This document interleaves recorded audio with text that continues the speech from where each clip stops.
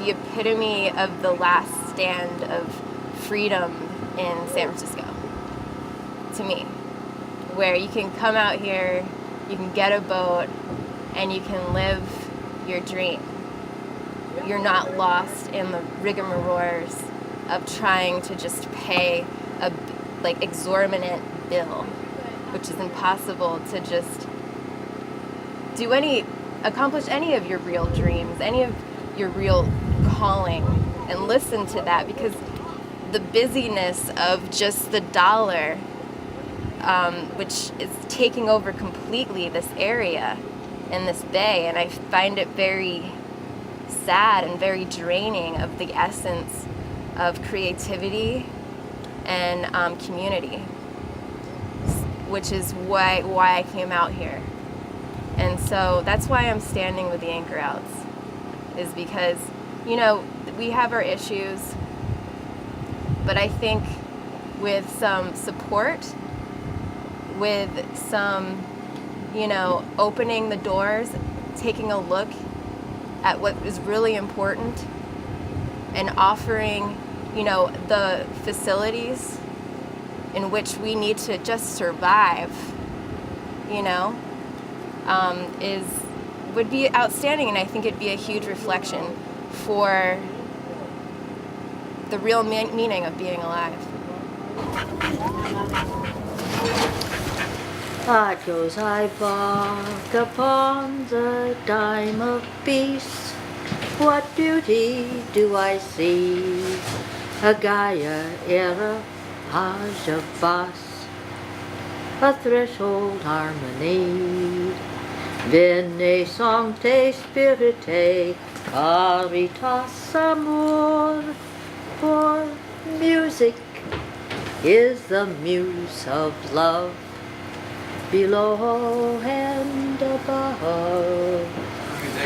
Now Nasara's a-comin', another great gift and shift. No more wars, what a gift. Spirits are joining, 'cause we are one. Working together, well, it's a whole lot of fun. I'm not teasing. Pleiadians are with us. Thank him hugely. You don't need to make a fuss. The age of Gaia, well, I'll be darned. We'll dance in the meadows and live in some boats, some of us. Whatever the next steps, give thanks for those with faith and mirth who worked and worked and worked and worked for peace on earth. Thank you. And now, Nailed it. This is a meeting of settlers. We didn't expect a big turnout here, but we really didn't want a big turnout Right. because there's not a lot of things that are going to change here until people's minds change. People realize that we are the only people who have ever settled here. Everybody else who settled in this area settled on land. We are the only people who have ever settled the water here. And we have to For a long time now. Some of us out here for 25, 30 years. And before that, there was people out here for 40 years. So there's all kinds of reasons why we're out here, because we're fuck ups, because we choose to. I like it. We're Thrill seekers, Ne'er-do-wells. yeah, adrenaline junkies, maybe. we're looking for Saturates. this utopic lifestyle. Wow. Free. We're Free. bohemes, we're artists, we're losers, Yeah. we're We're squatters. living off the society. And any given Sunday, we're all every one of these things. All of us, all fit these different definitions on any given day. Yeah. But what we have to come to realize as a group is that we are the settlers of this water. And now we have to understand that our trust, we are the public. We the people are the public. Our trust is a living trust because we are alive. And our trust has been hijacked. The public's trust has been hijacked through methods of enclosure. The local governments have encircled us or attempted to encircle us, claimed their sphere of influence, tried to eradicate us, So we're displaced landlocked. us, We're not landlocked. disenfranchised. Yes, we might be landless. We are not landlords, but we are the sea lords.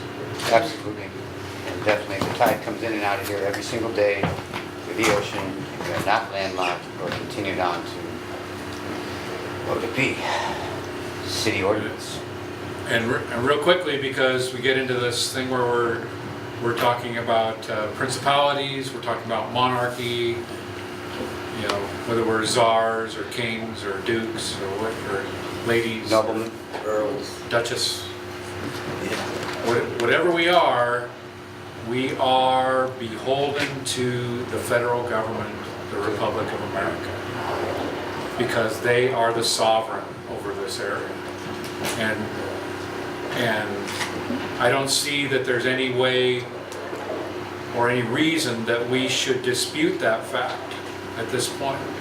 Although the federal government has been remiss to support us and to declare us and to identify us, and the state government then has been all too eager to displace us and eradicate us.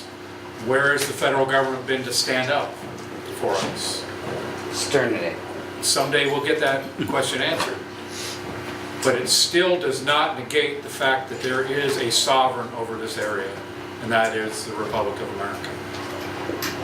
So I have a difficulty calling it a union after seeing what the state of California has done to us. They're conspiratorial in their nature, but they have not been successful in this conspiracy. But it still does not make us adversaries of the Republic of America.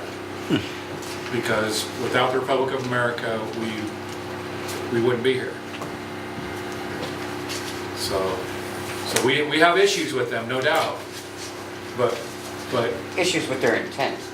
But challenging their sovereignty, I can't see it on paper. I can't see that we can negate their sovereignty. But we can clearly challenge two sovereigns. And where the state and the federal government both declare sovereignty over this water, that is an issue. That's a big issue. So at some point, I suppose people say that, well, if you attach your wagon to the Republic, that they can turn around and just detach you Eradicate you. and eradicate us. Yeah. But they have not. Exterminate. They have not attempted to do that to this point. Right. And they're quite aware of this. They've actually protected this anchorage through the CFR. When they declared that this was a federal special anchorage for three purposes, including navigation and commercial interests, but three other purposes were identified, and that was houseboats, recreational boats, and anchor outs, without restriction of time.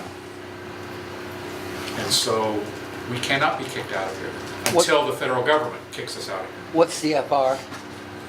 It's either the Coast Guard, the Federal Registry for the Coast Guard, or it is the Congressional Federal Register. Okay.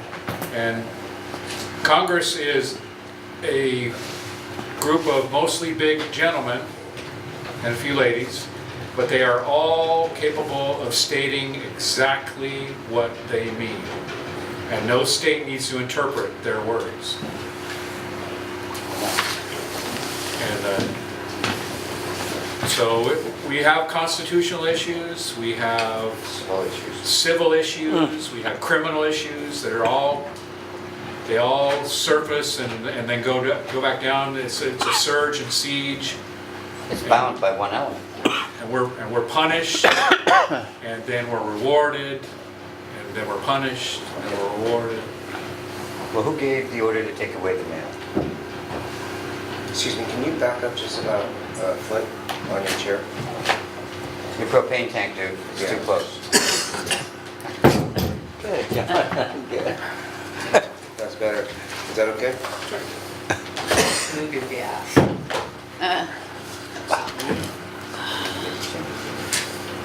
Great, sorry to interrupt. So if there's anybody that has issues with anything that's just been brought up, now's a good time to air them. Because you should be questioning everything you just fucking heard. No doubt. But another thing is, you probably want to know who you are and the reason why you're here. What do you expect? What do you think this meeting is about for you? You know what I mean? And what do you think is going to be the end result of this? And I don't know if you know the direction in which it's going or not, but just give the info as to why you're here and what you think is happening here. And maybe we can enlighten you on the things that you don't know. Yeah, we can start with I'm Kim, and I would just like to live here simply, left alone, not terrorized, and not, feels like we're going back in time. I can totally understand how black people felt, you know, not being able to have water and being put back at the bus, no bathrooms. Yeah, it's just not right. It's terroristic. Yeah, it is. It's domesticized terrorism. absolutely. It's a government fomenting a political agenda. It's using guns, it's using gavels, it's using whatever assets it can come up with. Multiple forces. And it is doing that for its own personal gain, because when they have hijacked the public trust, they've hijacked the public's trust, and they've turned it into a financial instrument. And they've invested it, and then they transferred it, and they've washed it, they've cleansed it, and then they've Put it in debt the service pension fund. and sunk it into their pension. So they are personally gaining. There are multitudes of people involved in this that are personally gaining. Their children, their lifestyle, everything. So that is, according to Homeland Security, the definition of domesticized terrorism. And we feel it all the time. We know there's something wrong with this Really? place. My name is Christopher Hawkeye Parra, and I was houseless in Santa Fe for a few years because I can't afford the general median price of a house, which is $995, $995, $995, and so I pretty much sued the Santa Fe Police Department for domestic terrorism and also for unprofessional conduct, and I used that investment to purchase one payment away, owning my own boat and home now. And I'm trying to get my boat navigational and be under the correct specifications of what this anchorage is all about for anchor outs and for navigational purposes. So I can be a seaman, I could be a captain of my own vessel and a lord over my own being, which I didn't have those rights in Santa Fe, going from alleyway, sleeping at the library, at the tennis courts, and trying to maintain and survive. And thank God I was able to call them out on their unprofessional conduct, and with that little bit of money, I put myself and seemed to be in a bigger political spectrum, and not because I'm hostile, or because I planned or had any intention of being hostile. I'm learning what it takes, you know, to know how to tie a knot, to know how to read the wind and the tides, you know, because we deal with the tides and how scary the ocean can be, because it's way more scarier dealing with Mother Nature than it is dealing with any kind of political regime. And so with that, gives me enough spiritual support and understanding to show up to such a beautiful meeting. You know, it's this meeting. It's my first time here. You know, flabbergasted by the research that has gone into what they're doing, as in taking those funds, those dividends that are set aside for us, and then they're hijacking those funds.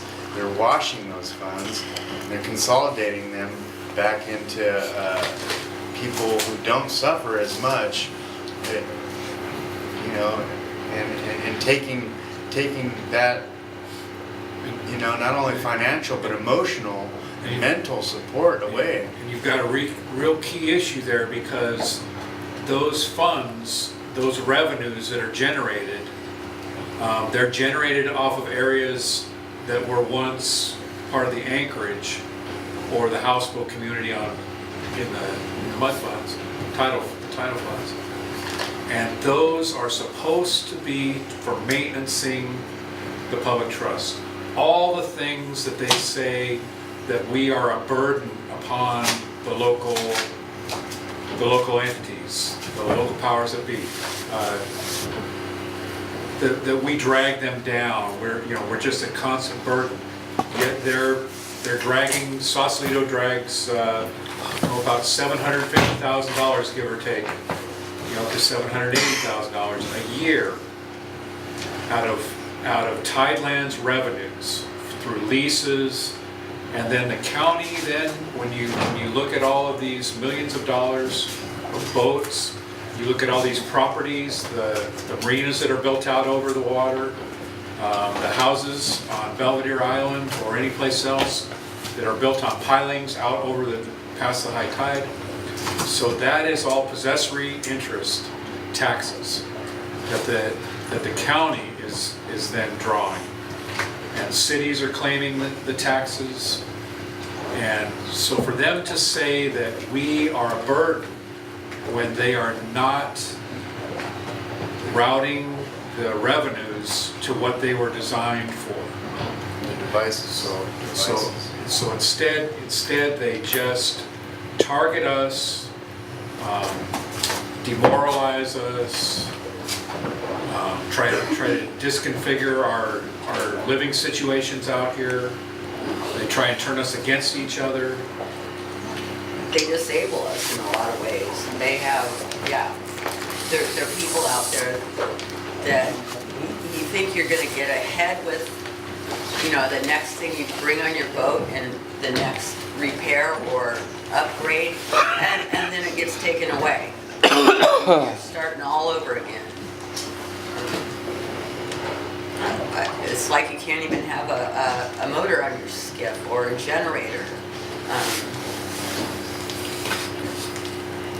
See, but what hasn't happened, and I think they're disappointed, is we have not gotten violent against them. We've been more or less disorganized, but more or less peaceful. And it baffles them.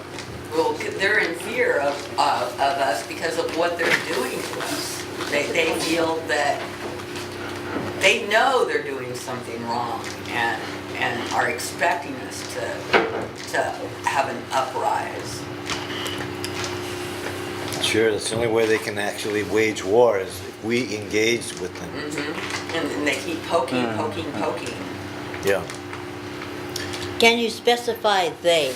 The authorities, especially the authorities of Sausalito, the Sausalito Police Department, the city council has a kind of a vendetta against us being out here. Through the Joint Powers Agency of the Richardson Bay, the regional agency, they've created a task force, a joint task force, an enforcement. Right. And they are then able to point the finger at each other and say, no, we're not doing anything wrong, we're just doing it because they need us to help them. Right. But we're not really doing this. So it's the Sausalito Police, the Sheriff's Department of Marin, the Coast Guard, which is really interesting that the Coast Guard would affiliate themselves with the local police department in order to be able to gain access to the various different vessels that were out here, because the Coast Guard has absolute access over vessels. They can board any vessel that's registered to the government of the United States. As a matter of fact, that's their job, to make sure that that vessel is all up to date and everything is working and operable and safety equipment and all that, you know. And the interesting thing is that A vessel. the Coast Guard But not a boat. donated a patrol boat to the Army Corps of Engineers, Yeah. the United States Army Corps of Engineers, USA's, and then that boat was painted, configured to be a Sausalito patrol boat, Right. and it became Marine Unit 1. But only after it was engaged into an accident. Did they covered up? They're trying to cover it up. I'd like to hear some specific actions of criminal activity against you. Well, Well, okay, John and I were walking down behind a restaurant the other day, and there was Bill Price, and he had one of his Volvos, or his Peugeots. Please just describe for the audience who Bill Price is, please. Bill Price runs a marine chop shop. He's the harbor administrator of Sausalito. Supposedly the waterfront. His capabilities are nil to run waterfront. He runs a criminal enterprise through here that reaches to Key Largo, reaches to, let's see, where did they go? Mexico? He sells Oregon. boat parts back to Alaska. If they came off of fishing boats, he'll send them back. He's got to two Alaska. semis that goes down to Florida every year. I call Boat it Bill parts Price that- on his head. Well, he goes Well- down there, he crushes the I boats. called that one. He Long takes the people's homes, crushes them, So, he takes the parts off of them, he recycles them to himself, puts them on rigs, sends them down to Key Largo and sells them. so we were walking and talking, going cutting through this parking lot behind a restaurant there, and there's his Peugeot, and he's standing there with the tailgate up, and he's selling boat parts right out of his Peugeot in the middle of the day. And he's got some big gutted skipper there that's Got his boat out at the yard, needs a piece, and he comes up, opens up his trunk, and right in broad daylight. there's Bill picking through the parts, and there's Okay, again, for the audience that doesn't understand this, give his position, Bill Price's position, please. He is employed by the Marin County Community Development Agency. He is the Marine Safety Officer for Community Development. Then he acts as staffing to the RBRA. He's not employed by the RBRA. The RBRA has no employees, issues no W-2s. It only has 5 board level employees, non-paid. Please tell the audience RBRA, what is that? Richardson Bay Regional Agency, a California Joint Powers Authority or agency. It is a special district. It is a singular, it's an enterprise with a singular. Self-elected, Yeah. fictional. It was created by the BCDC through a structure called the Richardson Bay Special Area Plan. And it was created because the BCDC in support or in the position of a negotiator for the state of California had negotiated with NOAA, the National Oceanographic Atmospheric. So NOAA and the BCDC entered into negotiations after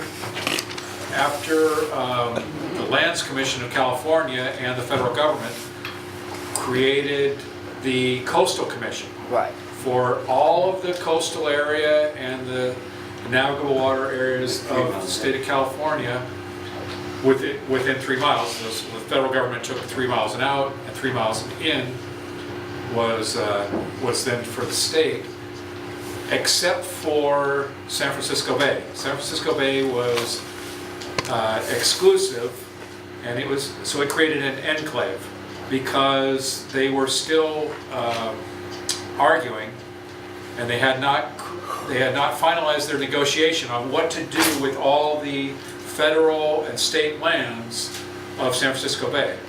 So they created this enclave of San Francisco Bay, separate from the rest of California.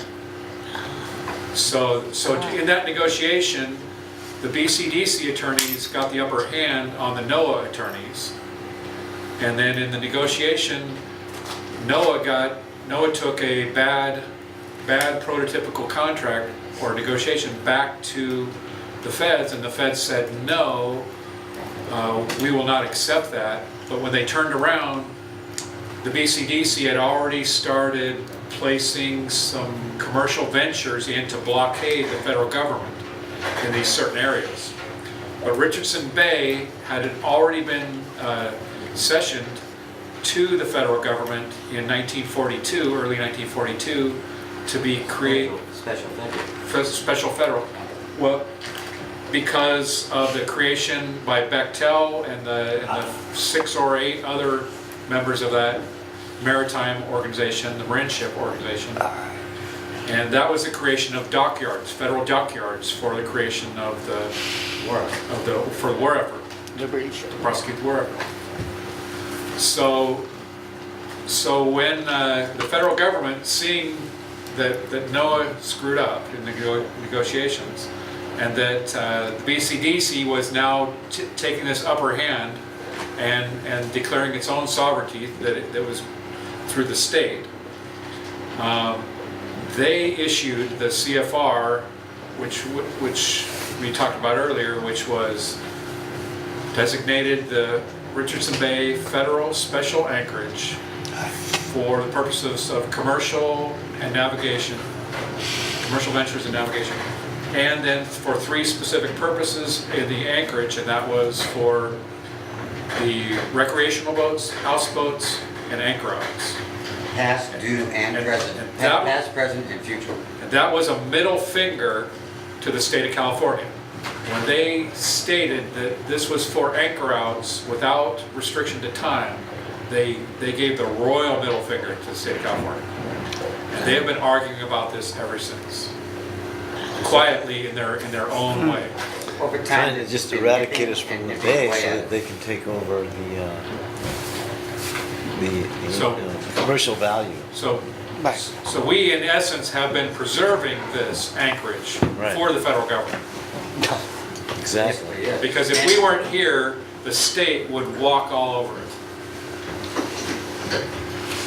So I was told by a person who's dear to me to not speak with Bill Price, because if I got on his bad side, my boat would be pieced out, destroyed, and he'll take everything that's valuable off of my boat, and I will lose my home. They have a hit squad out here. Yeah, and they're effective.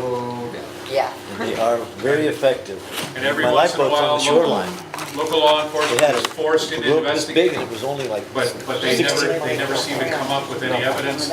They just keep telling us, go out and get us more evidence. Right. But is it our responsibility to risk our own safety to do their fucking job? No. They have the guns, they have the courts, they have the gavel.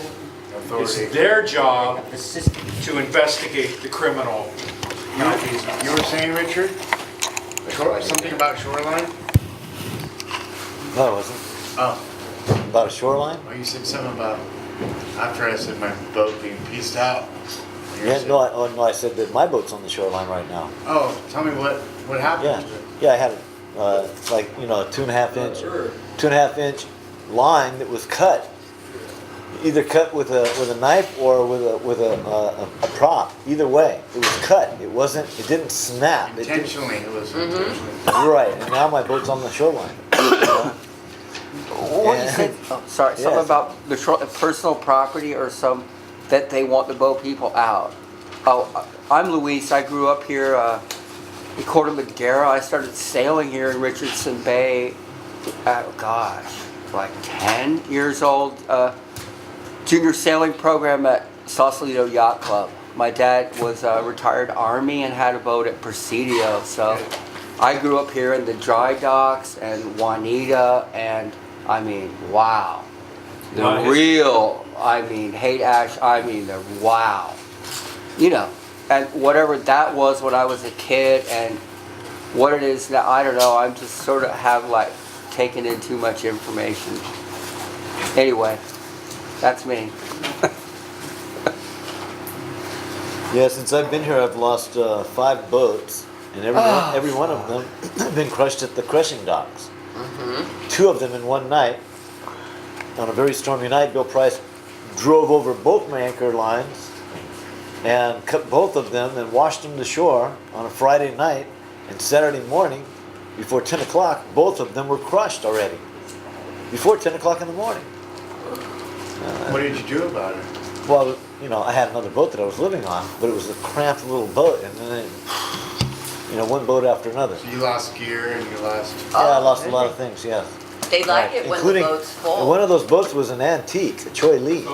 What? So I got 2 in a year and a half. So we all know that these boats are full of personal belongings and they're full of marine relics. They're full of usable marine equipment. Sellable, yeah. Not Sailing- usable, they are sailing- recyclable. Yeah. And yet, most of these boats are crushed, removed and crushed using grant money from the state of California. Up to 90 to 100% of the money, depending on the job, is state grant money, a reimbursal. I just So- heard that they've ran out money.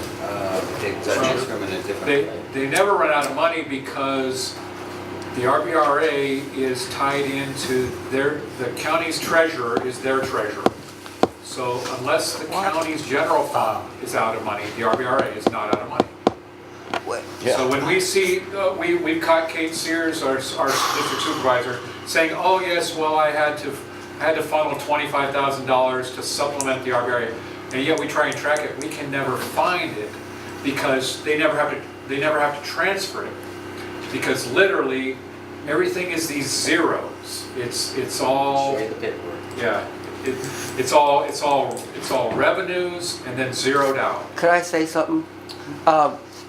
Isn't that's just like vigilantism on the part of Marin County and the state? Aren't the federal, It's shouldn't they hijacking the public protect trust. people here? And it's equity. The federal government have this little legal term and it is called fiction, not friction. What? So they have several thousand of these enclaves that are undeclared. And they have anywhere from 1 million to 5 million people living in these enclaves. But none of these enclaves is in the exact situation that we are in. Okay, I got So- that part. So literally, at some point, fiction will be worse than the friction. Fiction will be creating too much friction. Well, then So- we have to come back to reality. That's why That's a we're- real thing they have, the friction thing? Yeah, yeah. That's, Living oh in a my fiction God. world. Okay, It's a legality. Wow. They created this entire fiction themselves. You okay. guys So, are, so the greatest map maker on the face of the planet is the United States federal government, bar none. Okay, They make maps of maps of maps of maps of maps. They do not have a map of federal enclaves. So what we know is that we do not have to take this anchorage over. We do not have to displace anyone. We do not have to argue jurisdictional issues with anyone. It's a mute point. It's a mute, exactly, It's an absolute mute point. exactly. It's superfluous. And they know that. Deep down inside. In their own fiction world, they believe what they're doing is true. Mr. Dreamweaver over here Okay, ready?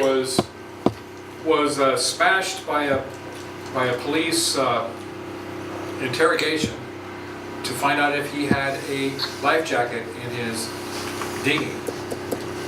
And that's been going on, he's been going to court for, 30, 35 months, 30, 33, 34 months. Tell me that. You told me a great story upstairs, and the wind was blowing, and the generator, but I couldn't hear you. You really told me a great story about that. Do you mind telling me that story? about, About that day. You Okay. rolled up.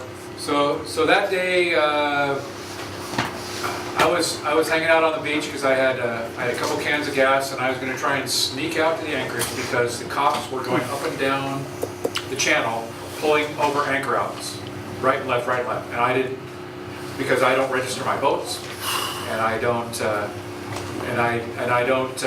don't pull over when they tell me to pull over. I don't come alongside when they tell me. So I just try to avoid them.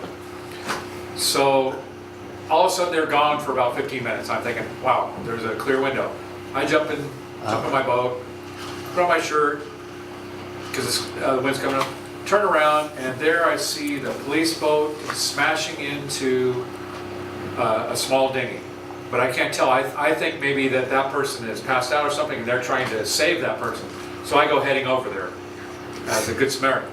Offer, I saw the blue lights flashing and everything. But what I encountered when I got there was the police boat smashing into Dreamweaver's dinghy, smashing it against the dock, and Breaking the oar and the dinghy itself. And so Lifting the seat out from the... somehow, because the officer couldn't get off onto the dock, they needed to swing the patrol boat to let him off of the side, off of the stern quarter, instead of over the bow because it was too high for him to just jump And on no the dock. bow access. So that allowed Weaver to jump out of his dinghy onto the dock, grab his painter, and go running down the dock. And suddenly there's a sergeant chasing him down the dock, and I'm going, what the hell is really going on here? So I got in between there, and allegedly, because we're still in court about all these things, so allegedly there was some contact between the boats, there was a lot of yelling. And then they T-boned him and trapped him underneath the bow. And told him if he doesn't get out, they're gonna press charges against him. They told me I was obstruction of justice, I would be in jail that When day. they locked him in place. And It's And 2 weeks. kind of crazy. 2 weeks or so later, I was in jail. But because, maybe it was closer to one, it was a few weeks later.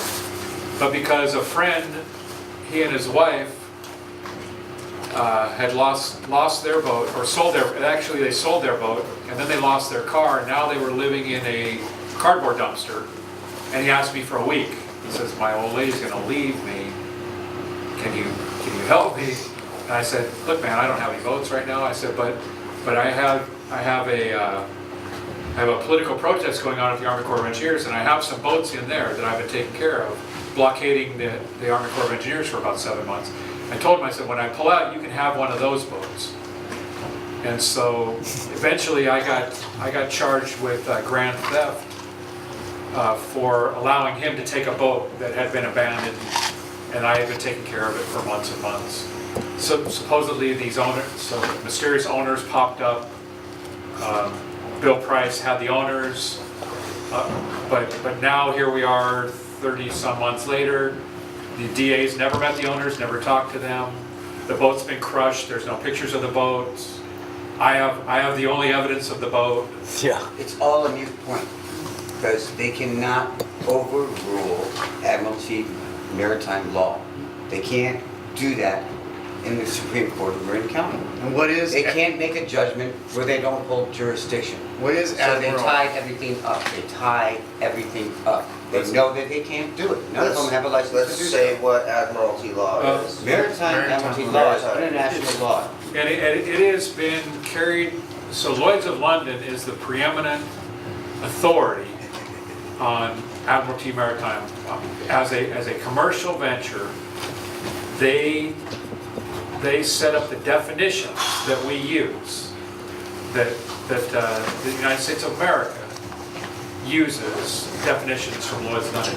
And the British Parliament or the British government then protects those definitions for past, present, and future subjects of the Crown,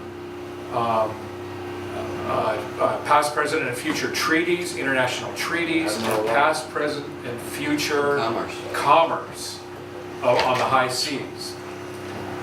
And so literally, before anybody can change a definition of Admiralty law, they're going to have to take on the British government first.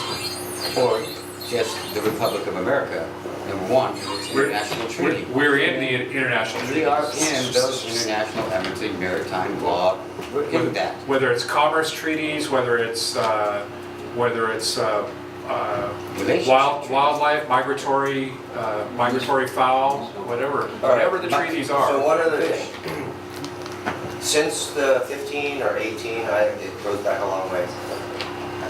It seems to me, based on what I know, that every 60 years, these fools that live out there, whatever, these people, they try to crush the boat community. It's like a cycle. And then every time they rise back up. So could you talk about that? The first time it rose, it happened because during World War II, there was a lot of money that ended up in an escrow account, about $45 million. And that was for the offshore oil leases that went to the federal government. The fuel went to the federal government for prosecution of the war. But the state then was going to get these tax revenues, but they didn't want them, because if they took them at that time, it would all had to have been funneled into the parks, the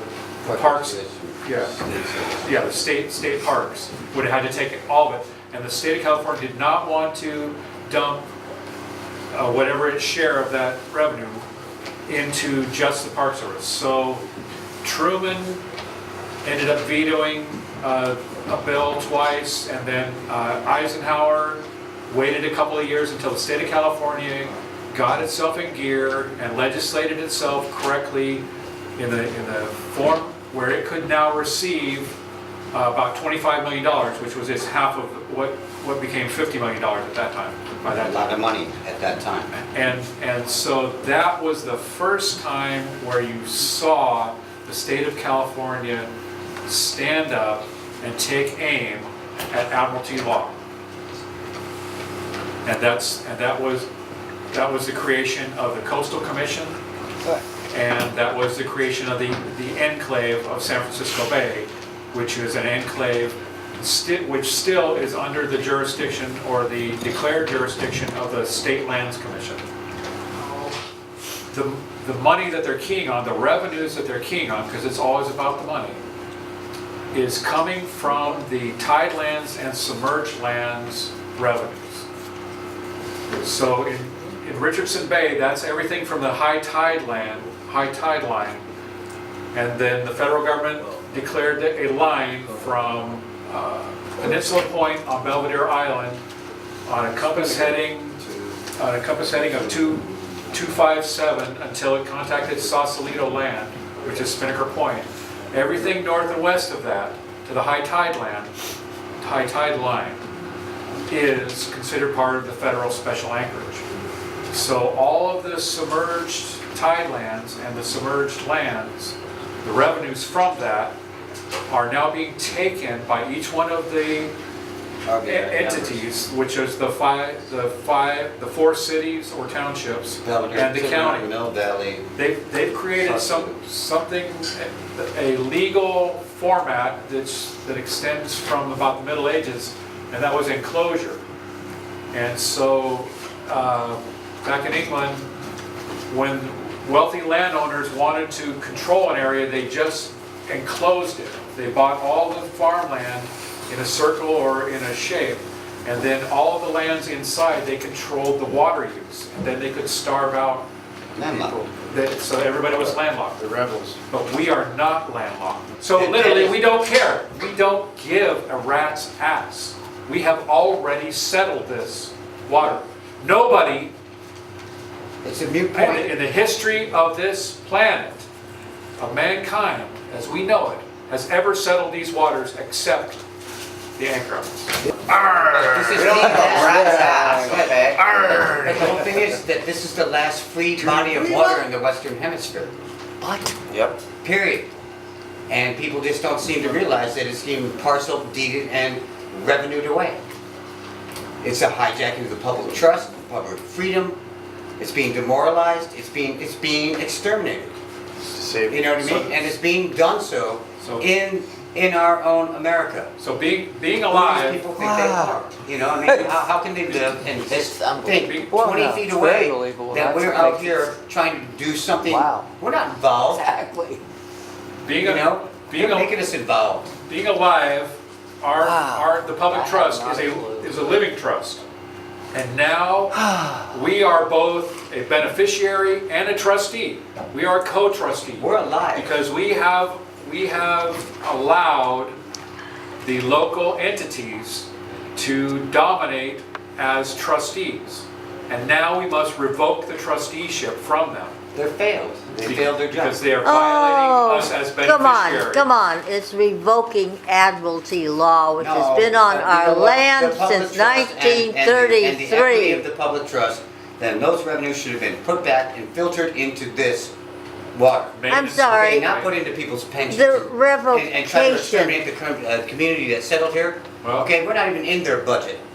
And their budget and everything Well, comes they're- from this I- federal water. I'm- This I'm- entire waterfront is what they're based I'm on. sure that people would say, just from listening to this conversation, if they weren't listening very close, they would say anarchy. These people are straight up anarchists. Bullshit. We are absolutely not anarchists. We declare that we understand there is a sovereign already, and that is the Republic of America. well, so the fascinating thing about this discussion is admiralty law. Now, the whole country on the land has been in admiralty law since 1933. The Constitution and the Bill of Rights has been suspended totally. No longer do we have the Seventh Amendment, which says, in suits at common law, where the value and controversy shall exceed $20, the right of trial by jury shall be preserved, and no fact tried by a jury shall be otherwise re-examined in any court of the United States than according to the rules of the common law. Now, we have not had this since 1933. President Roosevelt gave this statute for how we're going to do this March 9th, 1933. But here we are talking about admiralty law. It's a fascinating contrast. And when you talk about wanting to have a township out there, do you want to have a township of common law out here? Common law. Common law. Common law would be the law of the land. Of the township, of the small jury where you decide something by yourselves, Common law. not by the criminal It would be a council. admiralty lawyers that we Well, that have. would be common. That would be the common part. What you talk about a jury of 12, oh, this is what we want. Yeah, okay. It's whether we go down the road of being legal or lawful. Yes, thank you. And I thank you for bringing that point up, because that's really resonated with me lately, is we need to focus on the lawfulness of the situation, Yeah. not the legality. Right. Thank you. Because when we confront them and we're adversarial towards them, they constantly say they have the legal. Yes. They have, and that's true. And the legal is insurance. They're insured to make errors and omissions and negligent action, day in and day out. And they pay for that insurance and they will use it. I get away with It's it an all the incorporation. time. It's incorporated. Even judges have a CPO. But it doesn't make what they're doing lawful. Correct. The first common law trial in Marin County since the 30s was held in Point Reyes for a trial regarding the Drakes Bay Oyster Company. The jury, because that was not in the legal admiralty law system, found that the lease should return to the state Fish and Wildlife. Of course, this is all, and I brought this to all the law courts, and I brought it to the Board of Supervisors. Work has been done, particularly in the 90s, regarding how do we get the Constitution back in the Bill of Rights. Okay, all the paperwork's there. You can find it on my website if you want to, you know. And I do believe, I don't have a fact on this, 9/11 came because so many people back in the 90s were working to restore the common law, the rights of the people, the Bill of the Rights. So they had to kind of go, oh no, we want to keep in war again. So that's why 9/11 occurred. So where a lot of people keep saying, show me the papers, I'm ready to sign the papers. Well, we don't have papers Oh, yes, we do. because, well, we haven't There's sat plenty of down. paper. There's plenty of paper everywhere. You know, There's others. we don't know if we're going to follow a prototypical West Bank settlement or if we're going to go with a Three Emperor type settlement. How many lines do we need We to have a stand lot in? of options here. Yeah. You know? And the interesting Lawful- thing lawful, is positions. that there are a lot of principalities, monarchies, that have been declared and claimed all around the world. And some of them are small nation states, and some of them are just simply you know, But this one's federal. mom and pop This one's federal. principality. He's the light. Yeah. But- This goes right underneath the Republic of America. But almost to a T, all of them have attempted to declare their sovereignty. It's always been a key issue with them. And it doesn't appear to be an issue with us. So we're unique in what we're Yes, developing. I see that.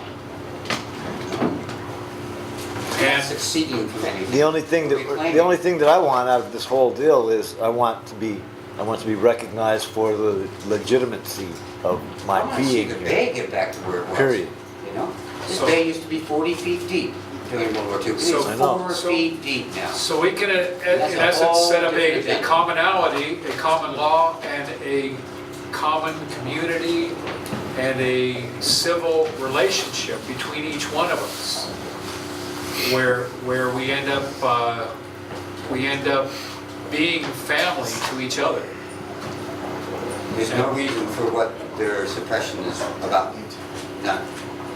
So your concept of a Unless they have something to hide. a township is quite fascinating, and I'd like to hear more of it. What's the definition of a township?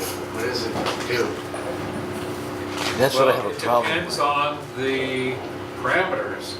So we're talking about keeping it a charter, whatever organization we declare.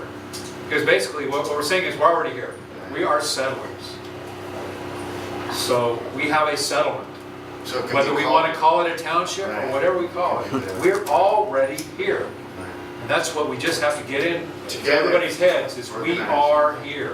You know, it'd be Now. helpful if we're organized, right? We're not the cause of the environmental damage here. We're not the cause of any criminal So- damage here. We are not the cause So- of what they think. We don't Or even what need they a piece say. of paper.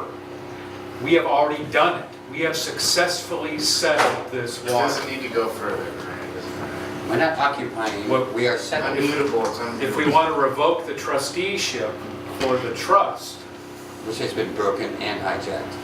Which Then- we should revoke. They didn't do a then- very good job So at this it. is a reclamation act.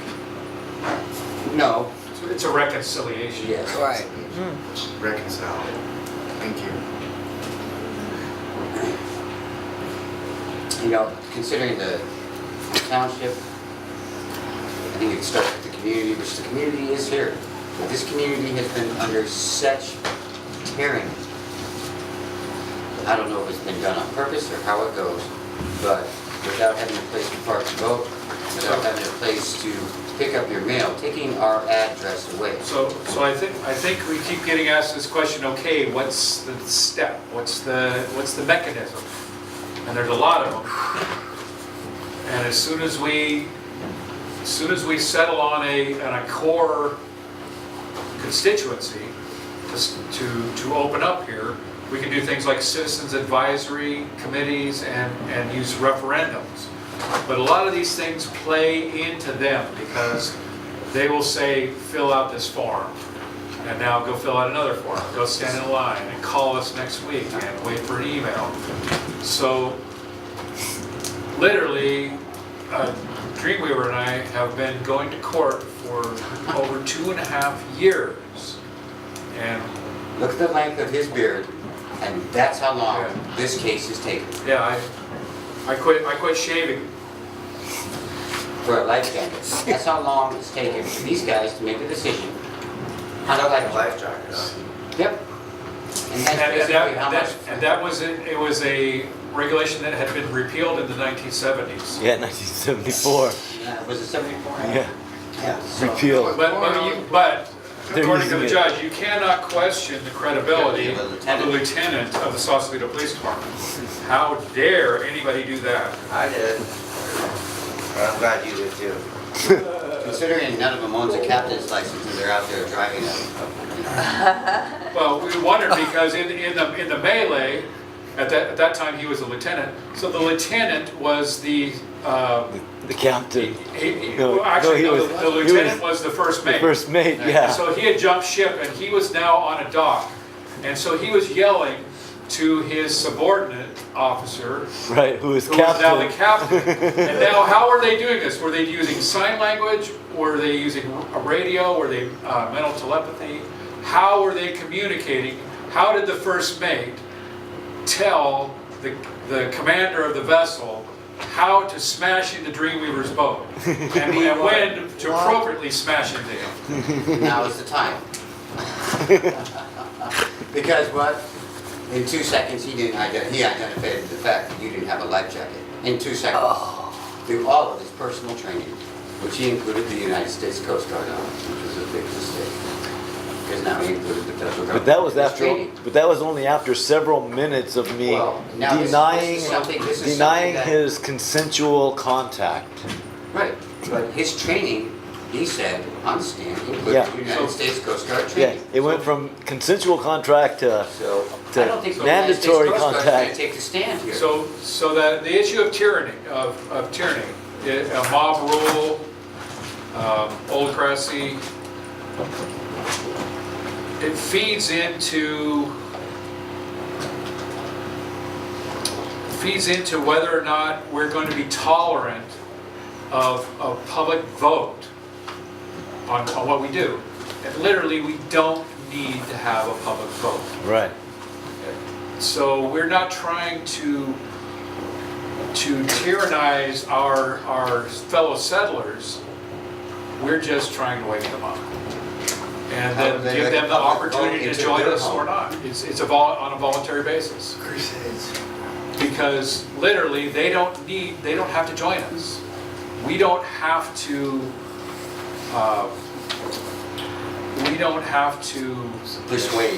persuade them to do anything. Exactly. It's already been done. Yeah, So- they just have to accept the fact. Exactly. They have to In their understand. minds. The answer is right in front of them, so are Right. their rights, and everything is right there. It's whether or not how they find I've been it barking and for a whether long they're willing time. to see it. The largest initial change needs to be just mindfulness. That's it. Right. And, just understand what is in front of you. Thank And you. Well will see said. it, Well said. you know? But as far as domestic terrorism goes, I will definitely remember one day upon this boat where it was myself and Kevin and a couple of friends of mine. And it was about 11 o'clock, 11:30, something like that. And the boat gets rammed to the side and hear this screaming, get on deck, everybody on deck, get on. Whatever it is. So we all get up on deck and there it is, get out, sit down, whatever. And here comes, it's in a Sausalito police boat with two Sausalito policemen, Nick White and Mathers.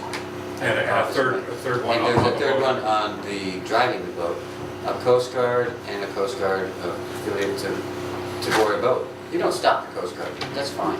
They're welcome here anytime they want. Okay, it's their water, I recognize that, and I've been sailing on the bay and in the ocean for 44 years, you know? I have respect for those gentlemen. But the way they approach the boat, they damage the side of the boat, and the guy comes up to his, steps to the front of his, the Sausalito police boat, and says, you know, bilge inspection. I said, okay, go on board. We all got him Okay. today. Okay, so this way, you know, I don't know how their customary standards would be for one of the yachts sitting over at Schoonmaker. I don't think they'd ram them on the side of the boat, tell everybody to get on deck and whatever for a bilge inspection. But it just happened to be the particular day that happened here. So I invited him on board, brought him down here. I had no questions about that. You know what I mean? I invited the captain of whatever that vessel was of the Coast Guard on board to come down and check my bilge. The deepest part of my bilge is right there. I lifted it up, it's bone dry. Okay, that's the inspection's done. They asked me for my life jackets, I didn't have enough on board. He started writing me up for that. So in the meantime of that, two Sausalito police officers get on board this boat where I have no search and seizure, no probation, no private, nothing. They come down here, they go down those stairs, they come in here and they start searching through my boat. And as they do that, they tell me to sit down, they handcuff me, they search me, they sit me down over here, and they proceed to search my entire boat. There were two plants growing up there this big. Okay, they took those, they left, they went through everything, my couch, whatever, they wrote me a ticket for glassware. They made me step on my personal items right here, and this is all in front of a federal officer. Okay, so they wrote me their ticket, and then they left. They threw my personal property without leaving a receipt into the water and drove away. So I received another ticket the following week saying that my court date was moved up. And fine, to 8:30. I show up at 8:30. The court of Marin County doesn't even recognize the fact that that happened. Okay, the Sausalito police weren't there, they pulled an FTA. In my eyes, I had two armed men come into my home as a home invasion, kidnap me, fondle me, steal shit out of my house, throw it in the water, and write me a ticket for it, and then pull an FTA at the court. And send me a reminder that it's a half hour early. Right underneath the jurisdiction of a federal Coast Guard officer. Now you tell me what the fuck is going on there. And then a judge doesn't even have the fucking courtesy to recognize him. And I got the tickets to show. That's good. That's good. No, hold on. That's wonderful. Horrible. Excuse me. But I wasn't the only boat. Everybody. Okay, so do me a favor now. Tell me who you are. I'm John Burke, I'm a concerned citizen. Alright, yeah, do it again, wait, and then the last part is, give me a little history of this boat. Just 5 minutes, okay? With you and your introduction. Tell I me a little bit am about John that. Burke. I've been a resident for 44 years. Start again, Please. start again. There you go. I'm John Burke. Lived in California for 44 years. Born in Chicago. Grew up sailing on the water for my entire life.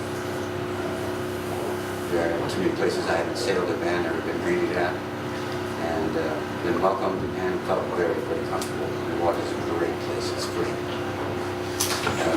Upon moving here, I had one boat, a couple of boats living out there. But to receive this one, who the owner is Ralph Garcia. Extremely incredible, unique man, but a beautiful man. A lot of this would not be happening without his without his, what would you say, support. This boat was built, was founded by the King of England for the Duke of Amsterdam in 1923 and finished in 1925. Following the Duke's residence or pleasures on this boat, it was reinstated to the, what would you say, to the British Parliamentary law to deliver wounded soldiers across the channel during the war. And towards the end of the war, during the Nazi Jew extermination, this boat had the pleasure of smuggling 70 Jewish children to the United States. From there was a period of time that the boat had a shadow. It reappeared to come to Ernest Borgnine, film guy,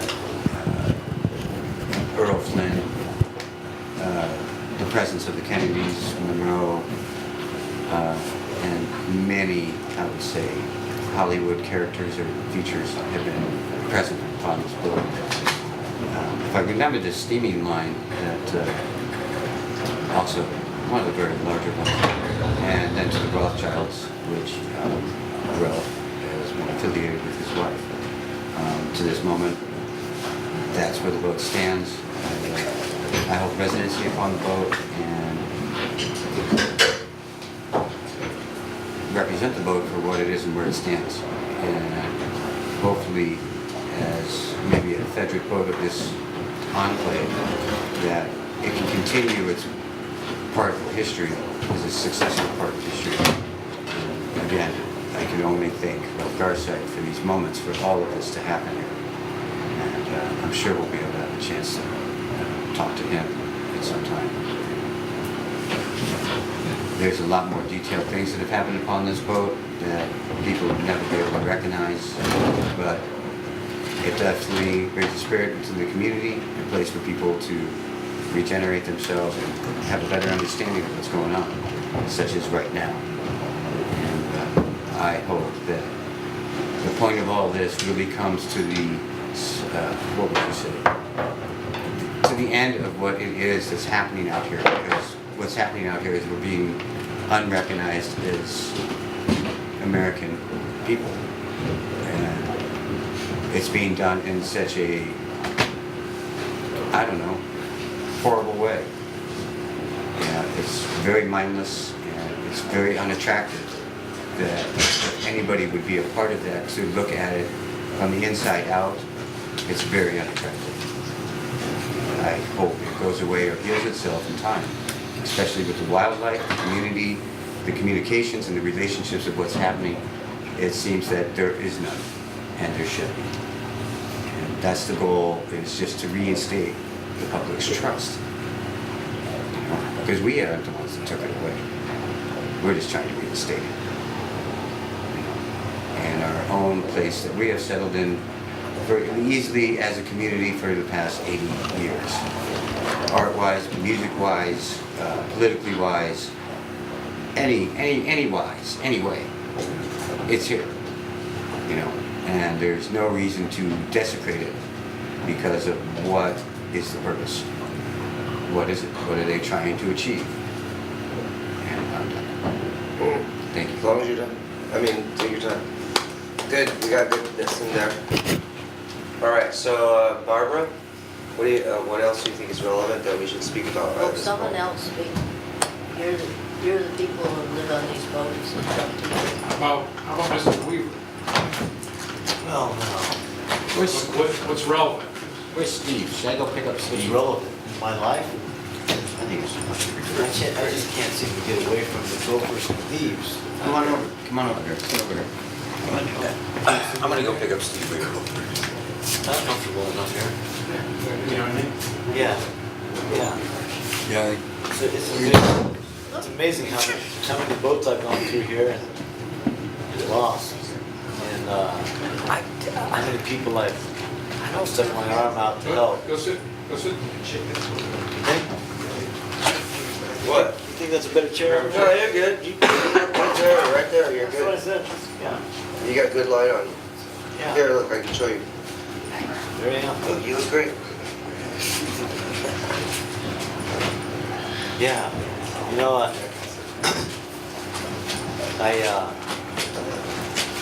I came here about 11 years ago, and I was working in San Francisco,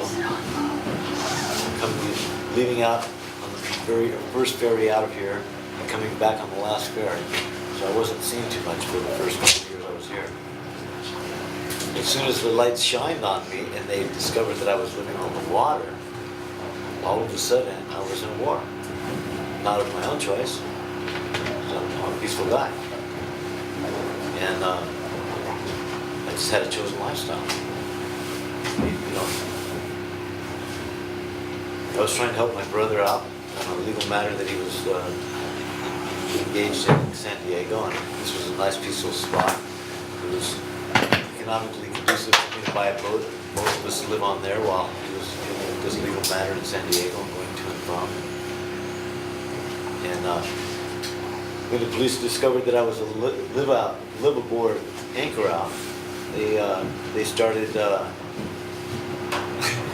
interestingly enough, questioning me. Why wasn't I on probation? I told them, I'm not a criminal, so there's no reason for me to be on probation. And that was the main question that was asked to me time and again by a few different officers. McMahon, Frass started, Officer Frass with the Silsbee Police Department. Why aren't you on probation? Why aren't you on probation? Because I was a stand-up guy. You know, I don't, They assume we're all I don't capitulate. I'm a non-capitulant. You just look like criminals. Yeah. You know, Come on. I know what my rights are, and I know who I am, and there's no reason why I should have to bow to somebody else's will when it's ill. Period. I don't care if they're wearing a badge or if they have a gun in my face. It doesn't really matter to me. I make a stand, and I stand on that stand. And the stand that I was on here in Richardson Bay was that I'm a peaceful man living my chosen lifestyle. That's my stand. And I've been here on the same anchor. Well, I was on the same anchor for 8 years before I. but before it was eradicated from my possession. I have a different anchor now, and a different boat. Yeah, this is my seventh boat. My seventh boat in the history of me being here. And 5 of the previous ones were crushed by. Say that again. What? Did I have 7? Since I've been here, in 11 years, I've acquired seven different boats. 5 of them have been crushed by the Army Corps of Engineers, Bill Price, his regime, and no compensation. Yeah. And no record. No record to verify. Just lost possessions, lost home, lost. And each time I come back and I get another boat, you know, because why? It's my choice to do so. It's not because I'm trying to stand a fight. I have nothing to defend, so there's no fight there. You know, I'm just being my own entity out here, and I will continue to be my own entity out here. And I will continue to stand on my stand. I just hope that one day it'll be legitimized. I won't be called all these ill things that they're calling the general people that live out on the anchorage. Yes, it's very demeaning and demoralizing and They've attacked totally me. uncalled for. They've attacked my dog on multiple occasions. I have the most precious dog. Everybody loves my dog. Yes, you do. And she's never a controversy, whatever. And she's also never been leashed because she's not being punished. Well, they spent a lot of time and put a lot of effort into identity profiling. Yeah. We've found binders with as treating us as if we were gang members. That was funny. As if we are perpetrating criminal enterprise, when in fact they are the perpetrators of the criminal enterprise. Discrimination, harassment. I will never forget when I was towing a guy back from the other side of the channel.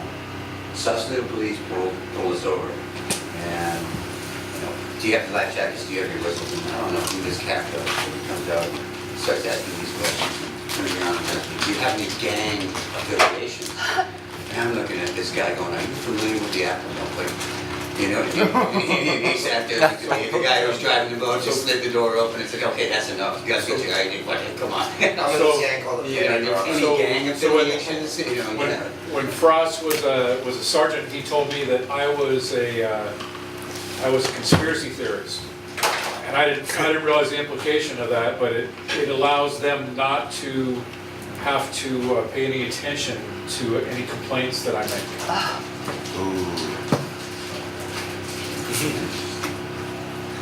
Even if I'm in a city council or an RBRA meeting claiming that they're in violation of the Brown Act or something like that, Which they are. they literally can disregard anything that I say because I've been identified as a conspiracy theorist. Or a menace to society. That's So what they're that trying to little make red me. light that Yeah, goes that's- off when you Menace. travel. That's what, yeah, I I heard heard. that one. Yeah, You're a menace. yeah. Dennis. You get back into the States and there's this little red light at customs that goes off. That happened to you? That happened to me. I haven't left in 8 years.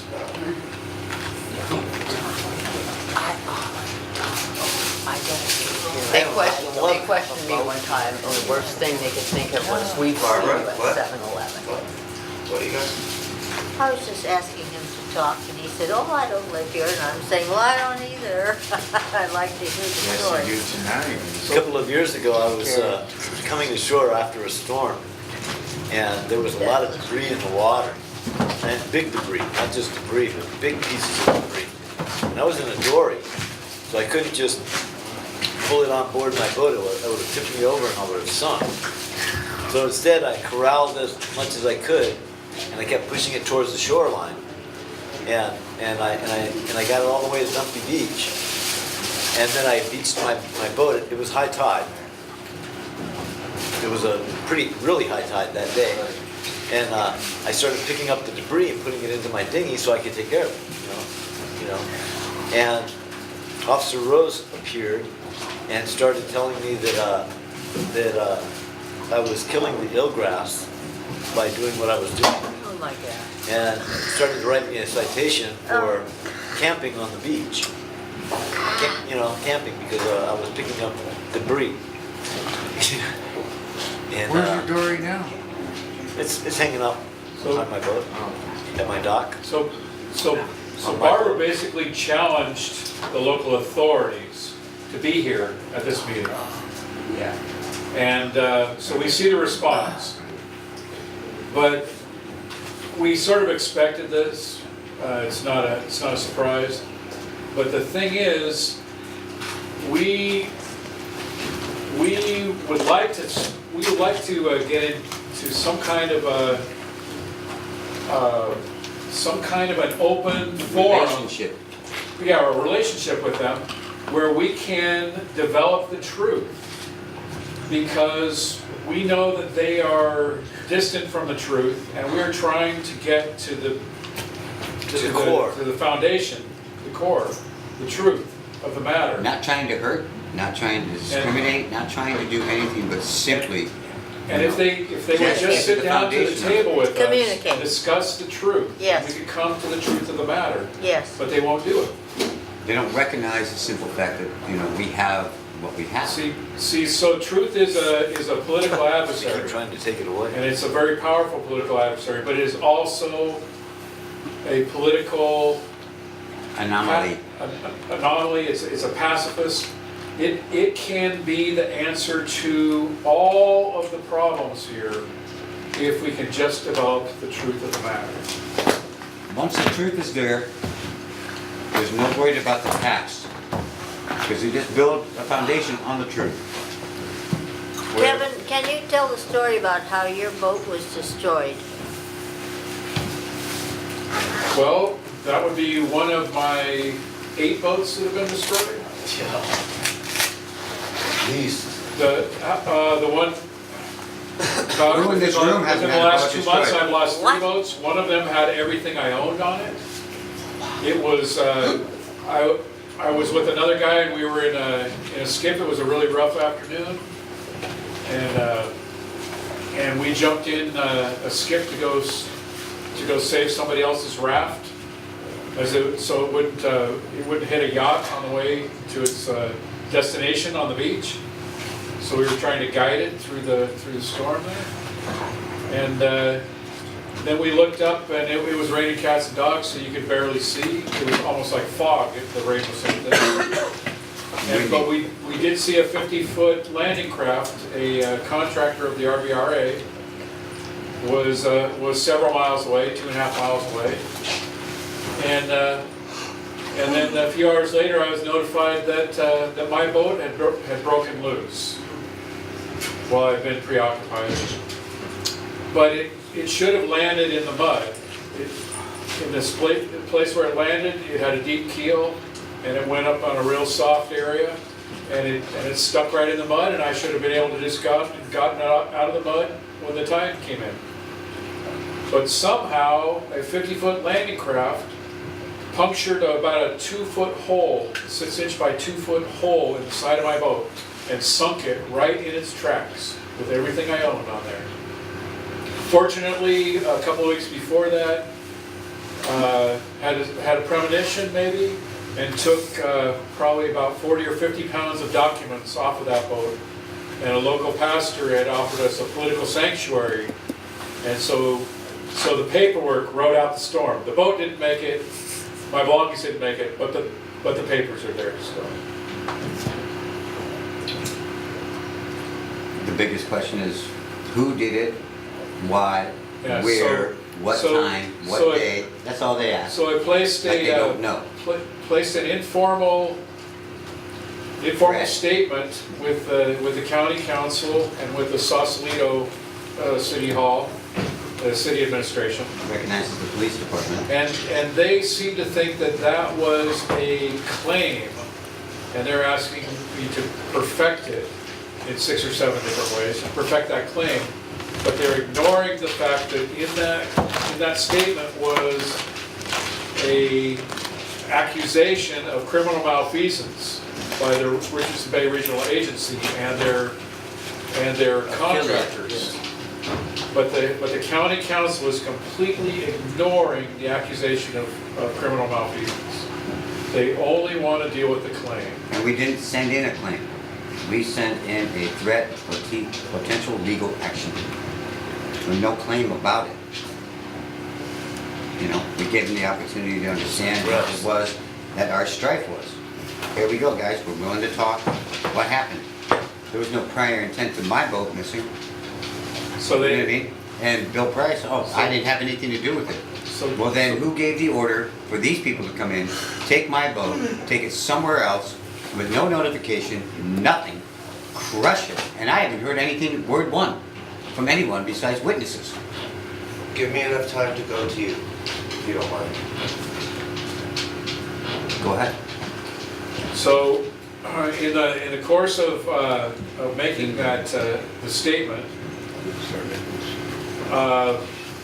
the RBRA, or the county council representing the RBRA, has stated that they would not take action on the claim for 15 days. And we received that notice 17 days after they wrote it. So they're trying to provide themselves with immunity, with statute of limitations, with amnesty. But you're neglecting the fact that, remember, we don't have an address. So how did it identify to where to serve us? They served us at my skiff on the dock. Although Richardson Bay Anchorage has 2 runways, 2 landing strips on the water that are used by a airmail, we are used for Another federal airmail, hijacking of the public trust. yet we cannot receive mail. And they ask us for our address. But yet, to serve us, it comes in a fake FedEx envelope and it's put on the windshield of my skiff on the dock at Schoonmaker's. So our- My address is not Schoonmaker's. Our, Okay, I just parked my boat there because they're obligated to have a public access. You know what I mean? And so what we see is Bill Price cruising by with his community service guys. They see me getting off my boat, I go there and I park it, I walk away from it, there's a guy walking with a suit, and all of a sudden, they know where Kevin and I are on that public dock with my boat, and that's how they serve their response? Because we don't have an address, because they took it away? And they're asking me, and they're telling me on the so-called claim, which was not a claim, okay, what my address is, but yet they're able to serve me at what? A public dock? Small comment here. I think most of you know how the media is totally controlled in this country. Except for right here. The other thing too, things like at the Board of Commissioners meeting, if you have 3 minutes to talk. Okay, everything they put on, oh, you can get that on the internet. Except when anybody speaks for that 3 minutes in front of the Board of Commissioners, they don't put that on their internet. You have to go up to their office up there, and they have to find you, and they will, oh, okay, I'll get you a little email, or, I'll get you a little, CD of it. They don't give that to the public. Ready? 2, 1, Harvey, you're live. Okay. Well, so the fascinating thing about this discussion is Admiralty law. Now, the whole country on the land has been in Admiralty law since 1933. The Constitution and the Bill of Rights has been suspended totally. No longer do we have the 7th Amendment, which says, in suits at common law, where the value and controversy shall exceed $20, the right of trial by jury shall be preserved, and no fact tried by a jury shall be otherwise re-examined in any court of the United States than according to the rules of the common law. Now, we have not had this since 1933. President Roosevelt gave this statute for how we're going to do this March 9th, 1933. But here we are talking about Admiralty law.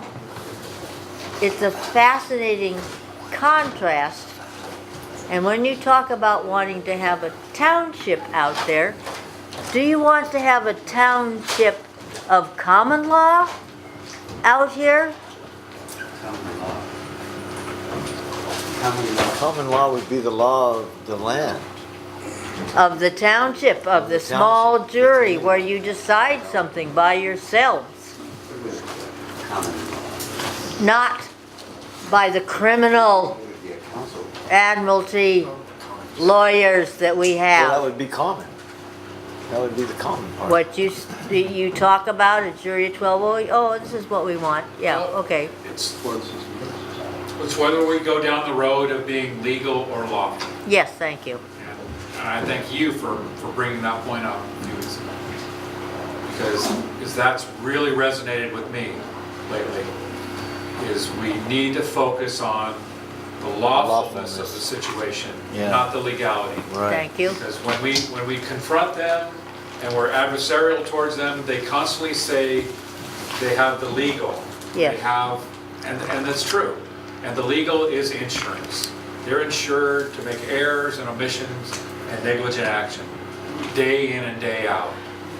And they pay for that insurance and they will use it. Get away with It's it an all the incorporation. time. It's incorporated. Even judges have a CPO. But it doesn't make what they're doing lawful. Correct. The first common law trial in Marin County since the 30s was held in Point Reyes for a trial regarding the Drakes Bay Oyster Company. The jury, because that was not in the legal admiralty law system, found that the lease should return to the state Fish and Wildlife. Of course, this is all, and I brought this to all the law courts, and I brought it to the Board of Supervisors. Work has been done, particularly in the 90s, regarding how do we get the Constitution back in the Bill of Rights. Okay, all the paperwork's there. You can find it on my website if you want to, you know. And I do believe, I don't have a fact on this, 9/11 came because so many people back in the 90s were working to restore the common law, the rights of the people, the Bill of the Rights. So they had to kind of go, oh no, we want to keep in war again. So that's why 9/11 occurred. So where a lot of people keep saying, show me the papers, I'm ready to sign the papers. Well, we don't have papers Oh, yes, we do. because, well, we haven't sat Plenty of down. paper. There's plenty of paper everywhere. You know, There's others. we don't know if we're gonna follow a prototypical West Bank settlement, or if we're gonna go with a three emperor type settlement. How many lines do we need We to have a stand lot of in? options here. Yeah. You know?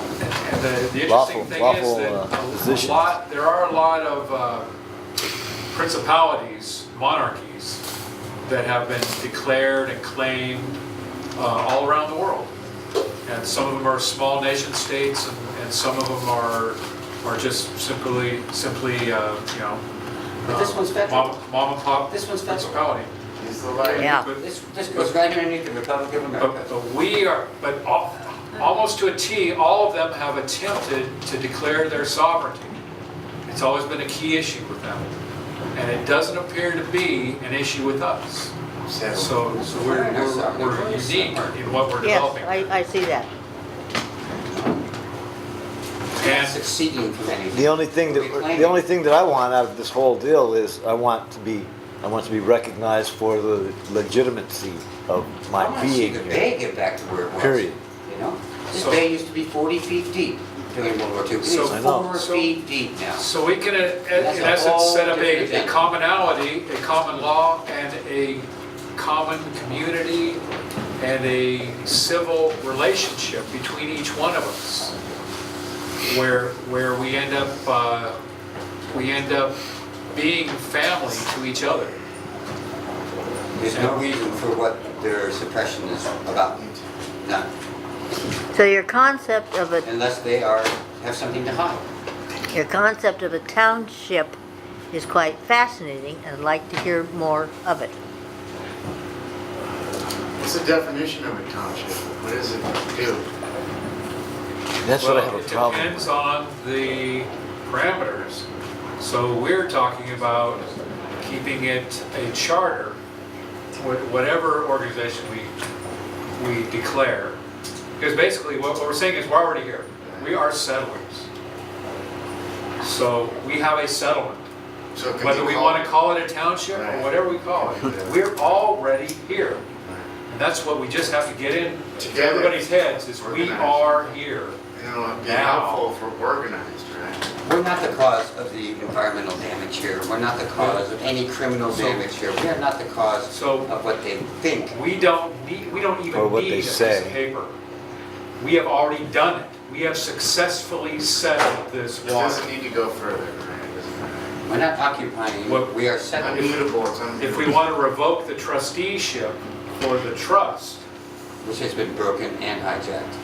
Which Then- we should revoke. They didn't do then- a very good job So at this it. is a reclamation act. No, it's a reconciliation. yes. Right. Reconcile. Thank you.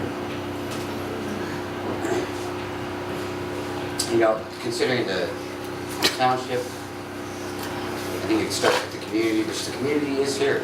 But this community has been under such tearing. I don't know if it's been done on purpose or how it goes, but without having a place to park and vote, without having a place to pick up your mail, taking our address away. So I think we keep getting asked this question, okay, what's the step? What's the mechanism? And there's a lot of them. And as soon as we settle on a core constituency to open up here, we can do things like citizens advisory committees and use referendums. But a lot of these things play into them because they will say, fill out this form. And now go fill out another form. Go stand in line and call us next week and wait for an email. So literally, Dreamweaver and I have been going to court for over 2.5 years.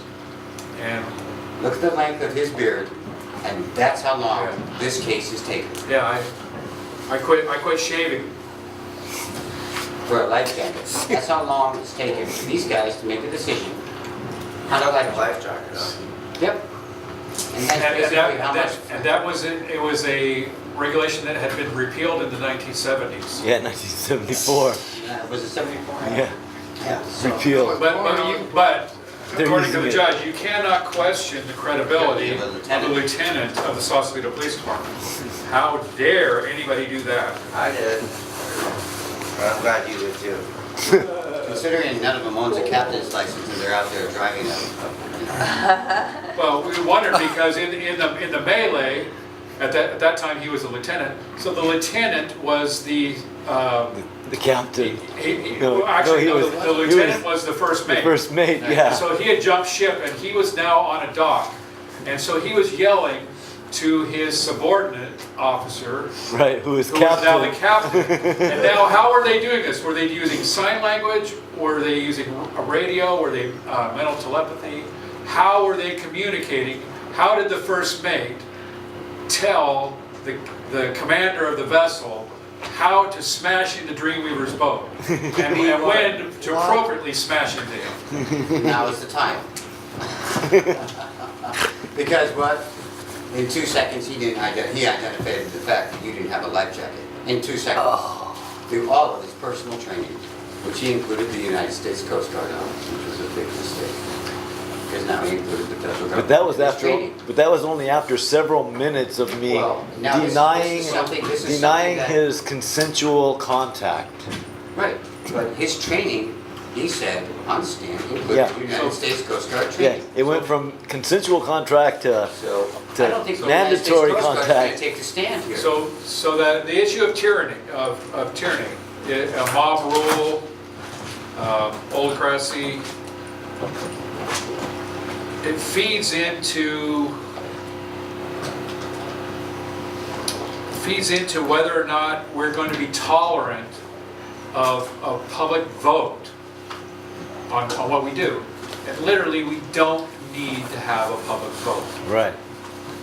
So we're not trying to tyrannize our fellow settlers. We're just trying to wake them up. And How do then they give make them a the public opportunity vote to into join their us home? or not. It's on a voluntary basis. Crusades. Because literally, they don't have to join us. We don't have to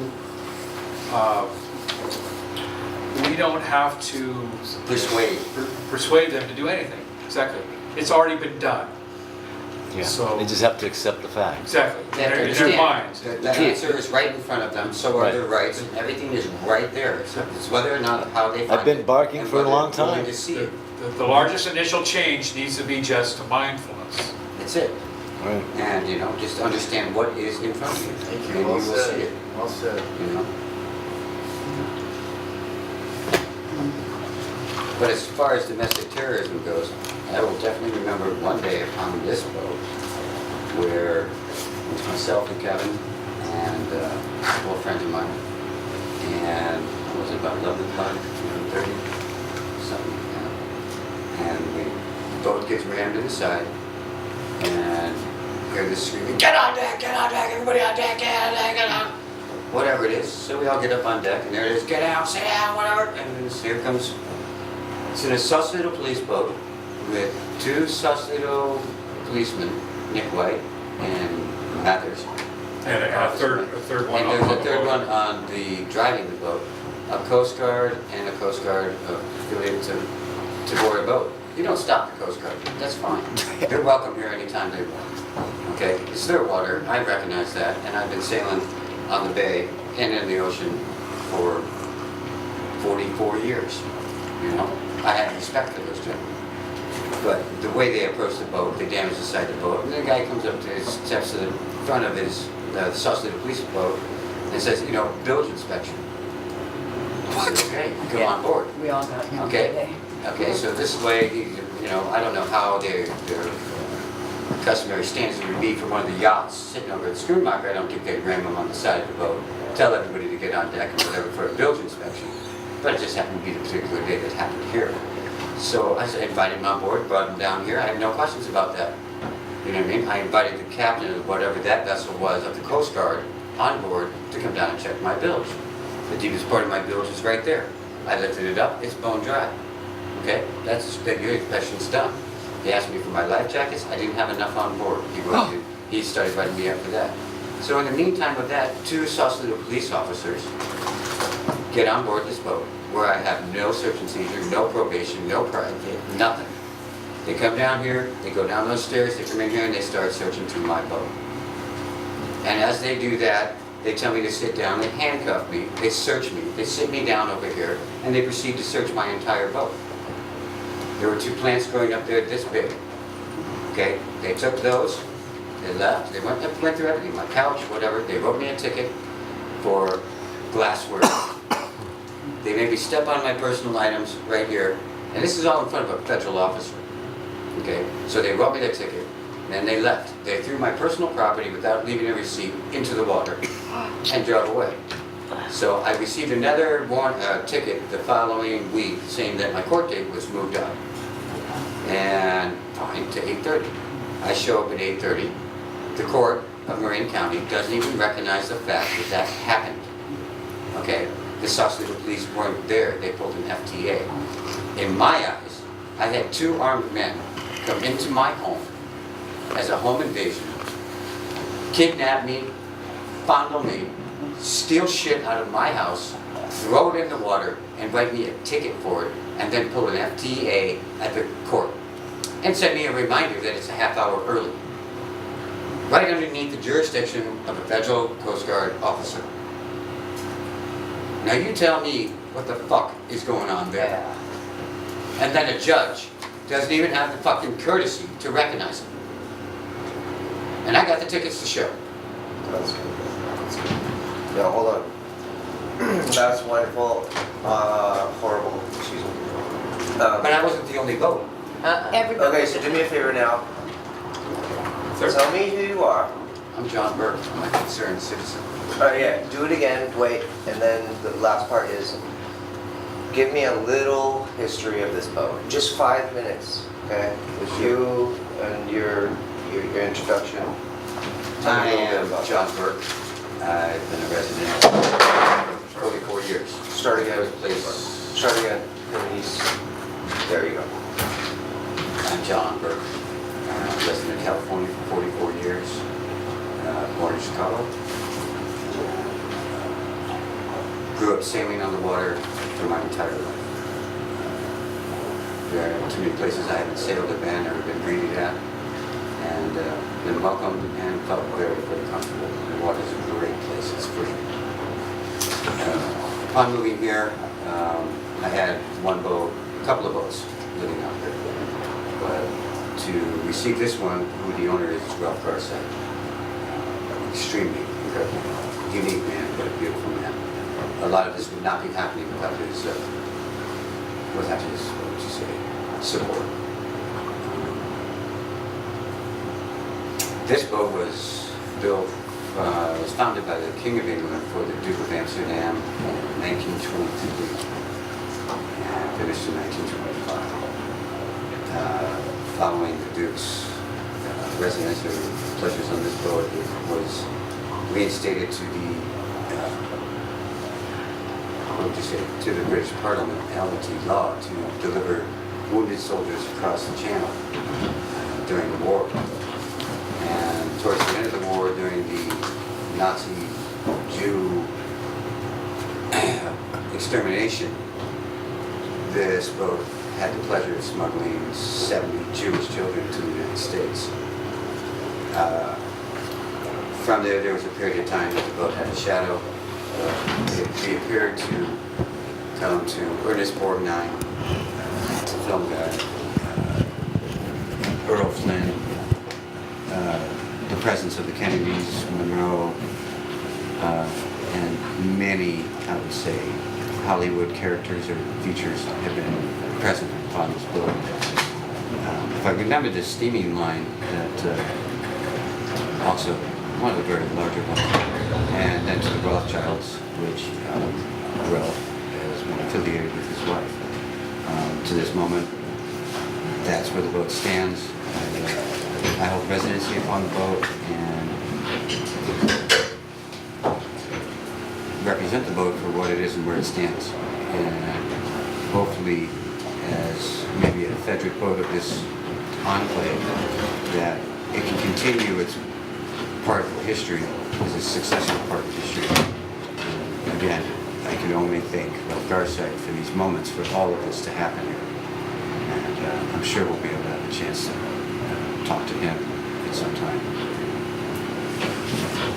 There's a lot more detailed things that have happened upon this boat that people would never be able to recognize, but it definitely brings a spirit into the community, a place for people to regenerate themselves and have a better understanding of what's going on, such as right now. And I hope that the point of all this really comes to the, what would you say, to the end of what it is that's happening out here, because what's happening out here is we're being unrecognized as American people.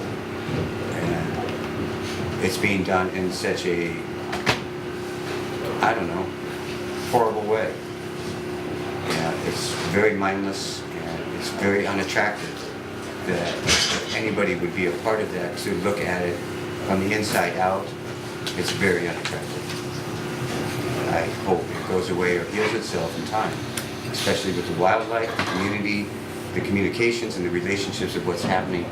It seems that there is none, and there should be. And that's the goal, is just to reinstate the public's trust. You know, because we aren't the ones that took it away. We're just trying to reinstate it. You know, and our own place that we have settled in very easily as a community for the past 80 years. Art-wise, music-wise, politically wise, any way, it's here, you know, and there's no reason to desecrate it because of what is the purpose. What is it? What are they trying to achieve? And I'm done. Thank you. As long as you're done. I mean, take your time. Good, we got goodness in there. All right, so Barbara, what else do you think is relevant that we should speak about? Oh, someone else speak. You're the people who live on these boats. It's up to you. How about Mrs. Weaver? Well, no. What's relevant? Where's Steve? Should I go pick up What's Steve? relevant in my life? I think it's I just can't seem to get away from the gophers and thieves. Come on over. Come on over here. Sit over here. I'm gonna go pick up Steve. Not comfortable enough here. You know what I mean? Yeah, yeah. Yeah. It's amazing how many boats I've gone through here and lost. And how many people I've stuck my arm out to help. Go sit. Think? What? You think that's a better chair? No, you're good. Right there, you're That's what I good. said. Yeah. You got good light on you. Yeah. Here, look, I can show you. There you go. Look, you look great. Yeah. You know,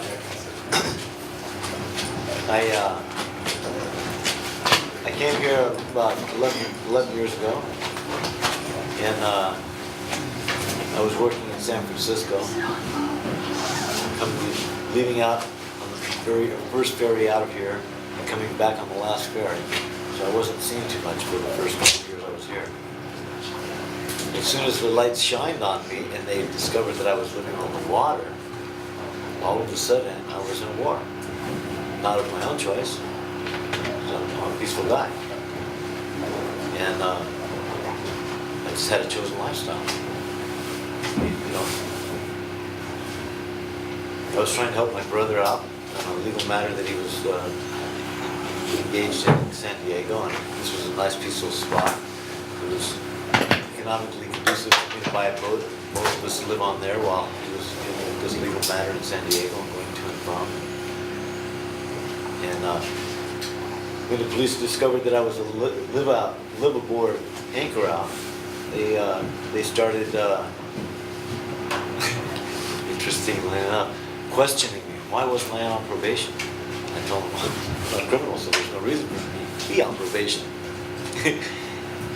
And that was the main question that was asked to me time and again by a few different officers. McMahon, Frass. Frass started it. Officer Frass with the Salt Police Department. Why aren't you on probation? Why aren't you on probation? Because I was a stand-up guy. You know, I don't. They assume we're all. I don't capitulate. I'm a non-capitulant. They just look like criminals. Yeah. Come on. I know what my rights are, and I know who I am, and there's no reason why I should have to bow to somebody else's will when it's ill. Period. I don't care if they're wearing a badge or if they have a gun in my face. It doesn't really matter to me. I make a stand, and I stand on that stand. And the stand that I was on here in Richardson Bay was that I'm a peaceful man living my chosen lifestyle. That's my stand. And I've been here on the same anchor. Well, I was on the same anchor for 8 years before I. but before it was eradicated from my possession. I have a different anchor now. And a different boat. Yeah, this is my seventh boat. My seventh boat in the history of me being here. And 5 of the previous ones were crushed. Say that again. What, did I have 7? Since I've been here, in 11 years, I've acquired seven different boats. 5 of them have been crushed by the Army Corps of Engineers, Bill Price, his regime, and no compensation. Yeah. And no record. No record to verify. Just lost possessions, lost home, lost. And each time I come back and I get another boat, you know, because why? It's my choice to do so. It's not because I'm trying to stand a fight. I have nothing to defend, so there's no fight there. You know, I'm just being my own entity out here, and I will continue to be my own entity out here. And I will continue to stand on my stand. I just hope that one day it'll be legitimized, and I won't be called all these ill things that they're calling the general people that live out on the anchorage. Yes, it's very demeaning, demoralizing, and They've attacked totally me on my, uncalled for. they've attacked my dog on multiple occasions. I have the most precious dog. Everybody loves my dog. Yes, you do. And she's never a controversy, whatever. And she's also never been leashed because she's not being punished. Well, they spent a lot of time and put a lot of effort into identity profiling. Yeah. We've found binders with as treating us as if we were gang members. That was funny. As if we are perpetrating criminal enterprise, when in fact they are the perpetrators of the criminal enterprise. Discrimination and harassment. I will never forget when I was towing a guy back from the other side of the channel.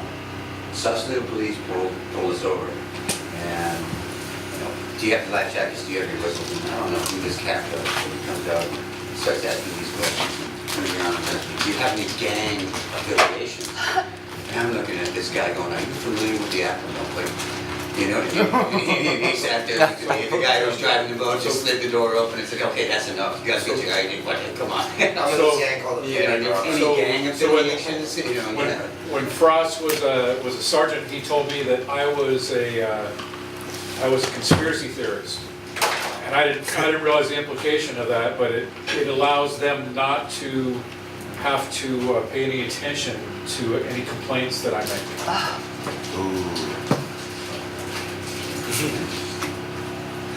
Even if I'm in a city council or an RBRA meeting claiming that they're in violation of the Brown Act or something like that, Which they are. they literally can disregard anything that I say because I've been identified as a conspiracy theorist. Or a menace to society. That's what they're That trying little to red make me. light that Yeah, goes that's- off when you travel. That's what, yeah, I I heard heard. that one. Yeah, You're a menace. yeah, goodness. You get back to the States and there's this little red light at customs that goes off. Does that happen to you? That's I have- what I mean. I haven't left in 8 years.